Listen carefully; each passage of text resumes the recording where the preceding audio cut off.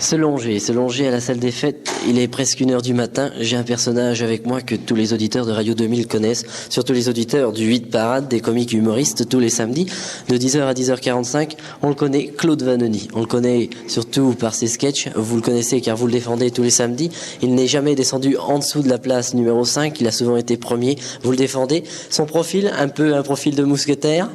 Claude Vanoni. Non, moi j'aime bien, c'est votre petite barbichette, vos moustaches qui remontent. Oui, c'est dommage que ça ne soit pas visuel. Hein, La télévision, ça sera pour bientôt, on vous verra peut-être. J'espère pour vous et puis pour tous les téléspectateurs, futurs téléspectateurs qui sont actuellement les auditeurs. Oui, ma moustache remonte parce que c'est une moustache optimiste comme celle qu'avait mon grand-père et j'aime bien les gens optimistes. Alors Claude, ce soir, presque 1 millier de personnes dans cette salle des fêtes. Je crois un succès qui grimpe tout doucement après l'enregistrement du disque à Dijon que vous avez fait en automne, où je vous avais déjà vu. C'est quelque chose qui commence à prendre quand même Vanoni. Oui, je suis content que ça se passe comme ça parce que de toute façon, depuis le temps que je fais ce métier-là, ça fait quand même 30 ans cette année. J'ai commencé ça, j'avais 20 ans, j'en ai 50, ça fait donc 30 ans. Alors il est temps que ça porte un petit peu ses fruits parce que c'est plus long pour moi parce que je suis pas passé par le canal habituel du show business. Je me considère comme un artisan du spectacle. Je n'ai aucune publicité. Ma seule publicité, si vous voulez, c'est le bouche à oreille. Et puis bien sûr, comme vous, des radios locales et les transporteurs, les chauffeurs de cars qui dans leur car, dans leur bus, passent les cassettes. Alors, tout ça, ça fait un tout. Les spectateurs contents à la sortie du spectacle en parlent aux autres. Les radios locales diffusent mes disques. Les transporteurs dans leur bus. Et puis, à la fin, on commence à me connaître un petit peu dans un secteur un peu plus large qu'avant, bien sûr. Alors je crois que vous avez vraiment un comique naturel, c'est-à-dire, moi je vous compare souvent au niveau comique à Fernand Reynaud, c'est-à-dire que vous êtes ni vulgaire, vous êtes toujours avec un certain respect, et vous êtes plutôt dans la lignée des Fernand Reynaud. C'est un grand honneur de m'entendre dire ces choses-là et je suis surtout très heureux de vous entendre dire que je ne suis pas vulgaire parce que tout le monde ne pense pas comme vous, mais c'est ceux qui n'ont pas compris. Qu'est-ce que vous voulez? Je parle comme un paysan d'une façon naturelle. Un paysan, il appelle un chat et puis un paysan, il peut dire j'ai pété ou j'ai roté et c'est pas des choses grossières. Il y a des gens qui pensent que c'est grossier. Et aussi, on pense des fois que je suis grossier parce qu'on raisonne en adulte. Et quand je dis des histoires où il est question de sous-entendu, que l'adulte doit comprendre, l'adulte a compris à sa façon et trouve ça cochon. En fait, si on analyse les mots, c'est pas cochon du tout. C'est parce que l'adulte s'est imaginé un tas de choses, ma foi, libre à lui. Mais oui, c'est vrai qu'on s'efforce de ne pas dire de mots grossiers parce que je trouve que c'est un comique qui me plaît pas. Et je pense que c'est la force de Claude Vanoni. C'est pour cela que peut-être bientôt on vous verra peut-être un peu plus au niveau télévision nationale. C'est ce que touche un public beaucoup plus grand par rapport aux comiques qui existent, à part bien sûr Patrick Sébastien ou encore Roland Magdan, mais d'autres comiques qui sont plus spécialisés. Alors vous touchez vraiment du petit au grand-père, vous êtes vraiment l'homme de la nature, vous racontez ce que vous voyez, et en plus c'est vraiment des phrases vraies, c'est des phrases de tous les jours, mais on en rigole parce qu'on sait que représentent ces phrases. C'est vraiment, on peut le dire, naturel. C'est-à-dire que je pense que vous avez un public très très large par rapport à beaucoup de comiques. Oui, c'est vrai, c'est ce que la maison de disques, d'après les sondages, a relevé aussi. Il est assez curieux de constater que dans la salle, il y a toutes les tranches d'âge, et également toutes les tranches de culture, toutes les tranches de niveau social. Vous avez des professions libérales, aussi bien que des agriculteurs, que des ouvriers, vous avez toutes les tranches d'âge, de 7 à 97 ans. Et ça, c'est réjouissant, parce qu'en fait, souvent on dit, Vanoni, ouais, mais enfin, ça vole pas très haut, c'est en dessous de la ceinture. Il y en a qui disent ça, bien sûr, on peut pas plaire à tout le monde.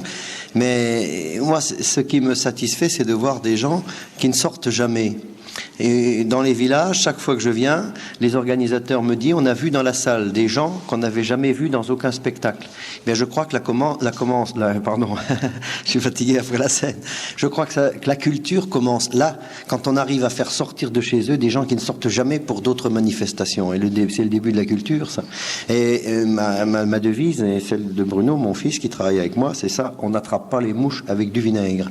Et si on veut que les gens viennent, il faut que les gens soient sûrs de bien s'amuser diffusé. J'ai même entendu des gens dire ce soir, eh bien on a bien ri, on n'a pas pensé à rien d'autre. Mais oui, C'est une bonne phrase. bien sûr, c'est ça. Et le début de la culture, c'est ça, je réponds à mes détracteurs, s'il y en a, ceux qui considèrent que je ne fais pas du culturel, mais moi je leur réponds que le culturel, ça commence quand il y a 800 ou 900, comme ce soir, près de 1000 personnes dans la salle, et dans la salle, des gens d'un certain âge qui n'osent pas sortir ou qui n'ont plus envie de sortir pour d'autres spectacles, et qui sont venus parce qu'ils savaient d'avance qu'ils allaient rigoler. Alors, je crois que c'est ça le début de la culture, mais c'est bien. La maison CBS, votre maison de disques, vient de dire dernièrement que vous étiez quelqu'un de très bien pour eux, parce qu'en plus vous leur coûtez pas cher, mais vous leur rapportez gros. Et il faut que je remette les choses au point. C'est pas tout à fait la maison CBS. C'est CBS qui distribue, mais la maison de disques qui fabrique les disques, qui les produit, c'est DS. Hein, c'est Pierre et Michel Célie qui ont produit, ils sont très connus parce qu'ils ont produit La Danse des Canards, ils ont produit Barzotti, Claude Barzotti, qui est un copain d'ailleurs, et ils ont produit également Peter et Sloan, qui viennent de sortir un gros tube, la meilleure vente française. Alors ces gens de CBS et de DS, donc les deux maisons, sont contents, effectivement, comme vous le dites, parce que pour moi, on enregistre de la façon la plus simple qui soit. Parce que normalement, je prends un disque de rock, pour faire un disque de rock, ça coûte la peau des fesses, parce que c'est des heures et des heures de studio, et de machines, et de techniciens, et la location du studio, et on recommence, et on efface. Alors que moi, ça se passe de la façon la plus simple qui soit. Le dernier qu'on a enregistré à Dijon au théâtre, les techniciens sont venus de Paris, ils sont mis dans la salle des disques, après le spectacle, on est fatigué. Ils ont mis des micros d'ambiance pour qu'on entende les rires des spectateurs. Et puis, ils m'ont mis un micro sur scène.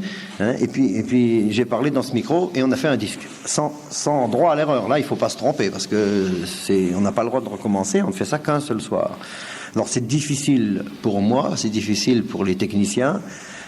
Parce que si on se plante, on se plante. Hein.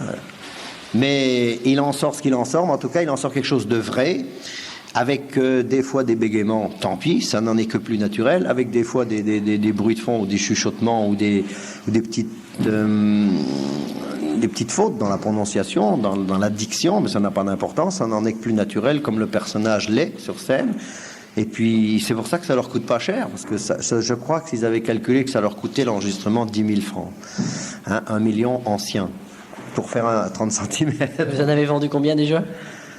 C'est difficile à dire. En gros, on en sort 50 000 par an de chaque.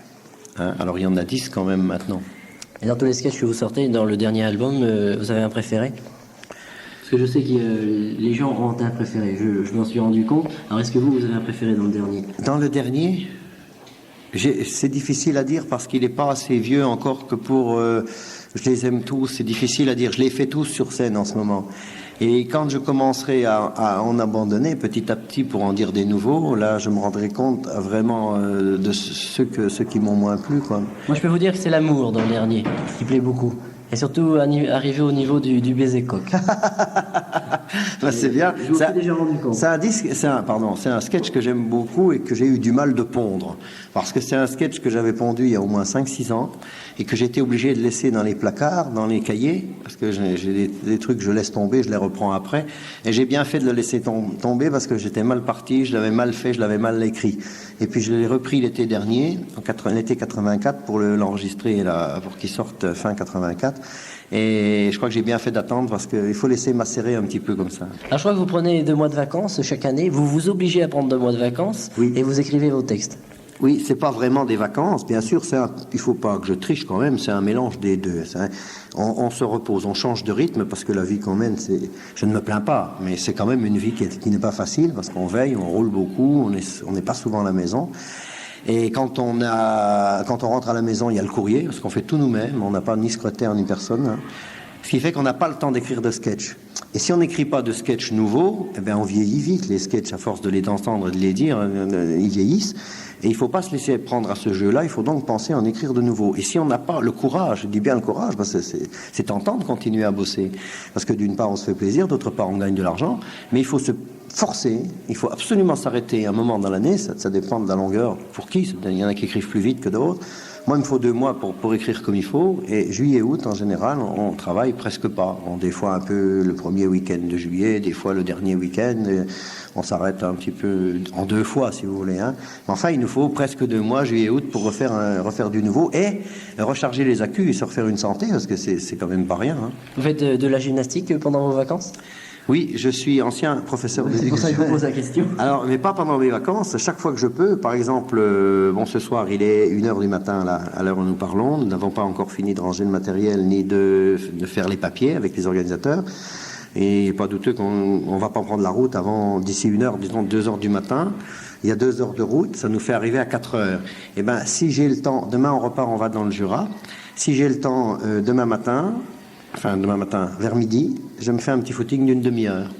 Ah oui, ça c'est important parce que c'est un métier pendant lequel, si on n'est pas sérieux, pour la pratique duquel, si on n'est pas sérieux, on s'enterre très vite. Et quand je dis on s'enterre, aux deux sens du terme, au sens du métier de comédien, qui est un métier difficile, et au sens où on s'abîme la santé. Alors on ne fume pas, avec mon fils on fume pas, on boit pas d'alcool, juste un peu de vin en mangeant. Et puis on essaye de se tenir en forme, de faire du sport, sinon on ne pourrait jamais mener cette vie-là. 2 heures de scène, comme ça, on perd, je sais pas, 2-3 kilos. Hein. Vous parlez de votre fils, car depuis quelque temps, depuis le dernier disque, depuis votre passage à Dijon, on s'est rendu compte que vous avez introduit dans votre spectacle Bruno, votre fils. Alors pourquoi? C'est parce que la famille, c'est important pour vous? Il y a longtemps que c'était prévu. Bruno voulait faire des sketchs avec moi quand il avait 5 ans. Et puis, c'était tentant d'amener un gosse comme ça sur scène. Les gens l'auraient bien accepté. C'est toujours rigolo. Quand on a les majorettes, vous avez une petite majorette de 3-4 ans devant qui se trompe. C'est magnifique comme tout. Pardon. Seulement, il y avait un danger, c'était d'amener un rire facile. Et puis aussi de lasser ce gosse qui, au bout de 2 ou 3 ans, n'aurait peut-être plus voulu venir. Et puis, on n'aurait pas pu l'amener à tous les galas parce qu'il aurait été crevé. Ce pauvre gosse, on ne pouvait pas. J'ai dit, moi, je pense que la meilleure solution, c'est d'attendre qu'il ait 20 ans. Une vingtaine d'années, qu'il ait fini son service militaire, et puis qu'il ait surtout créé quelque chose. Parce que venir sur scène en racontant les histoires de papa ou les histoires de quelqu'un d'autre, pour moi, c'était pas pensable. Alors, il a écrit un sketch pendant qu'il était bidasse qui s'appelle le Club Militaire Armé. Et puis j'ai dit, voilà, ça c'est du beau boulot, maintenant il faut que tu en écrives pour toi. Et les textes qu'il dit sur scène, c'est lui qui les écrit. Il a un peu votre style quand même, hein? Oui, forcément, parce que c'est mon fils. Vous corrigez, vous prenez la feuille, ensuite vous mettez une note. Oui, parce que il écrit, il est doué, hein, il écrit d'une bonne façon. Seulement, il n'a pas assez de métier pour pouvoir dire voilà, la feuille est faite, je la dis comme ça. Il faut pas croire que nous non plus. Hein. Moi, je pense que tous les auteurs et conteurs de sketch font la même chose. Quand le texte est fini, je ne sais plus qui est-ce que j'ai écouté l'autre jour qui disait ça. Je crois que c'est Leb. Magdal ou Leb, je ne sais plus, un des deux qui disait quand le texte est écrit, il reste 70% de travail à faire. C'est vrai, il est écrit, mais on ne peut pas le dire comme il est écrit. Et il y a un rythme à trouver. Il y a des mots, c'est beaucoup plus dur qu'on croit. Il y a des mots qui ne sont pas à leur place, et si on dit la même phrase avec un rythme différent, la virgule pas à la bonne place, ou le mot pas à la bonne place, ou un mot de trop, ou un mot qui manque, c'est foutu. Les gens ne rient pas. Et ça, on s'aperçoit de ça chaque fois. Et puis, il y a des phrases qui sont mal dites, qui servent à rien. Il y a des phrases qu'il faut enlever. Il y a des phrases qu'il faut remettre. C'est en le disant. C'est une étude, quoi. C'est en disant sur scène, il faut se jeter à l'eau quand on apprend le texte. On l'apprend grossièrement. Enfin, moi, c'est ma façon de faire. Je ne fais pas du par cœur. Alors, je l'apprends grossièrement. Et puis, je me jette à l'eau. Je le dis sur scène. Et puis on voit bien. En ce moment, je suis en train d'essayer, entre 2 sketchs, de faire des débuts d'autres sketchs. Et je vois déjà si le thème marche. Là, ce soir, j'ai fait un sketch qui n'existe pas, qui commence à naître, sur la restauration nouvelle, j'ai envie de faire un truc sur les fast-food, les machins comme ça, où on mange debout. Et j'ai trouvé l'autre jour le truc, j'ai dit, on pète avant d'avoir mangé, c'est vrai. C'est une chose qui m'a surpris ce soir, parce que je connaissais tout le reste par cœur. J'ai dit, tiens, ça c'est un rajout ou c'est de l'improvisation? Oui, on fait entre les sketchs, j'aime bien faire des trucs, j'ai parlé aussi des bals de l'ancien temps, de la façon dont on dansait. Quand on va chercher une demoiselle, on allait dans le temps, dans les balles où il y avait de la lumière, on allait chercher une demoiselle, ce qui fait qu'on pouvait choisir sur pied. Et quand on avait dansé un tango ou 2, on sentait tout de suite si on était coté en bourse. Ah, mais vous êtes vraiment nostalgique du passé comme ça, en le disant tout le temps sur scène, ou souvent? Non, moi, pas du tout, je suis très moderne, moi. C'est vraiment le personnage. Voilà, c'est mon personnage qui parle. Il y a des choses quand même que je regrette, forcément. Il y a forcément des choses. Moi, j'ai quand même 50 ans, donc j'ai quand même connu des choses... il y a des choses que je regrette et que j'ai vécues, qui n'existent plus. Le bal de l'ancien temps... mis à part les rythmes qui sont dépassés maintenant, c'est sûr. Moi, j'aime mieux la musique moderne que la musique de mon enfance, que l'accordéon, j'aime bien un petit peu, mais au bout d'un moment... À part ces trucs de musique, je peux vous garantir que je regrette la façon dont on s'y prenait pour aller danser. Parce que maintenant, dans les boîtes, est-ce que c'est moi qui vieillis, qui ne sais plus m'amuser comme je m'amusais dans le temps? Mais je sais qu'avant, quand on allait chercher une demoiselle pour danser, c'était la première fois, et qu'il fallait traverser ce parquet vide, illuminé, et qu'on allait s'incliner devant la demoiselle, quand il fallait demander à la maman si elle voulait bien, c'était poignant, c'était chouette. Moi, je trouve que c'était bien. Alors que maintenant, tout le monde a l'air blasé. On arrive là, ouais, tu danses, même pas, on se met au milieu. Je trouve que c'est un petit peu dommage. Il y a un petit peu de romantisme qui est parti, et ça, je le regrette. Claude, est-ce que vous rencontrez d'autres comiques dans ce métier? Est-ce que vous vous rencontrez entre vous? Au hasard des galas, quelquefois, quand on fait des galas ensemble, il n'y a pas longtemps, on était à Chalon-sur-Marne avec Michel Leb, Sim, Popek, et puis Bruno et moi. Donc on s'est rencontrés là. Mais comme chez les êtres humains, il y a des gens qui sont sympathiques et puis d'autres moins. Alors il y a des gens qu'on aime bien revoir avec plaisir, et puis d'autres qu'on évitera. Comment vous voient les autres comiques qu'on dit confirmés, sans vouloir vous dévaloriser ce soir, parce que vous êtes certainement aussi bon qu'eux, mais comment vous voient les autres qui sont dans un club assez fermé? Je n'en sais rien, parce que moi je ne les fréquente pas, pardon, à part des gens que je connais comme Patrick Sébastien, avec qui j'ai eu la grande joie de travailler aussi. Et qui m'a dit beaucoup de bien de vous d'ailleurs. Mais c'est réciproque, parce que c'est un garçon que j'admire beaucoup, et non pas parce qu'il dit du bien de moi, mais que j'admire vraiment par son talent et sa gentillesse, parce que c'est un garçon extrêmement gentil, d'une simplicité, qui n'a pas pris, comme on dit, la grosse tête, qui est pourtant un personnage maintenant devenu important dans le show business et dans le cinéma d'ailleurs. Et c'est un garçon qui est resté très simple. Et pour moi, ça, je crois que c'est une preuve de grand talent. Michel Drucker m'a dit une fois, tous les grands, parce que lui il les a pratiquement tous abordés, je dis abordés, pas s'aborder, il les a tous abordés dans les interviews. Il m'a dit, tous les grands ou toutes les grandes vedettes sont des gens très simples. Alors celui qui n'est pas simple, celui ou celle qui ne sait pas rester simple, forcément c'est des gens qui n'ont rien compris au métier, parce que je vois pas pourquoi on voudrait pouvoir péter plus haut que le cul parce qu'on est vedette et qu'on a des disques et qu'on monte sur une scène, je vois pas pourquoi. Et si demain vous passez à Champs-Élysées, dans les derniers Champs-Élysées de Drucker, et que vous voulez rester un petit peu tranquille, mais que le public vous demande et que vous fassiez partie justement de ce club, vous suivez la marche? Mais vous savez que je devais passer à Champs-Élysées avant juin. Et vous savez pourquoi je n'y passe pas? Parce que j'avais plus de date libre. Quand on m'a demandé il y a presque un an, quand mon producteur m'a dit on va absolument voir avec Michel Drucker et la personne qui programme ces émissions pour absolument faire un Champs-Élysées avant que ça se termine, il faudrait que tu nous trouves un samedi de libre avant fin juin 85. Et j'ai dit, à ce moment-là, on n'en parle même plus, parce qu'il y a longtemps que j'ai plus de samedi de livres. Et, oui, mais alors tu comprends comment... J'ai dit, moi, je ne peux absolument pas dire à des gens d'une salle des fêtes, d'un village, si petit soit-il, dire je ne viens pas parce que je vais à Champs-Élysées. J'ai dit, même si c'est une salle de 50 places, je ne dirai pas ça, jamais, parce que les gens qui ont pris le plaisir de me faire venir, le risque aussi de me faire venir dans leur petite salle, je ne vois pas pourquoi ils ne méritent pas autant d'attention que tous les téléspectateurs de France, même s'ils sont très nombreux. Et puis je vais vous répondre une autre chose, c'est que la télévision, pour un conteur, surtout dans mon genre, c'est très difficile de faire passer mes histoires. Quand je passe à la télé, je suis passé une vingtaine de fois dans 30 ans, dans les télés nationales entre autres, j'ai fait une fois un plaisir du samedi sur TF1 il y a 4 ou 5 ans. C'est pas aussi facile que ça de faire passer le personnage que j'incarne. Bien sûr, les gens de l'Est qui m'ont vu et qui me connaissaient, ils ont été ravis, ils m'ont dit « on a vu Vanoni, c'était bien ». Mais faire passer ce personnage gaulois, faire passer ce personnage que je campe, qui est inhabituel, au travers de l'écran, c'est beaucoup plus difficile qu'on croit, et souvent c'est trop vite fait, parce qu'on me présente, on dit oui, voici, il vient des Vosges, il a des gros sabots, pof, et il faut que je fasse un sketch. Bien souvent, ce sketch, il faut que je le fasse à toute vitesse, parce qu'on me dit attention, tu débordes pas, il faut que tu fasses 3 minutes. Un sketch qui d'habitude me prend 7 ou 8 minutes sur scène, il faut que je le réduise à 3 minutes. Alors, les gens qui ne me connaissent pas, qui me voient dans leur fauteuil à Bordeaux, à Brest, à Nice ou à Dunkerque, qui se disent mais qu'est-ce que c'est de cet imbécile? Enfin, ils risquent de dire ça, parce que le chapeau, la présentation des personnages n'est pas suffisante, le climat et le courant ne passe pas, voilà. Est-ce que vous avez déjà rencontré, ça sera ma dernière question, votre homologue Patrick Rénal? Non, Il devait venir avec moi à FR3 pour une émission. Oh, ça va plus.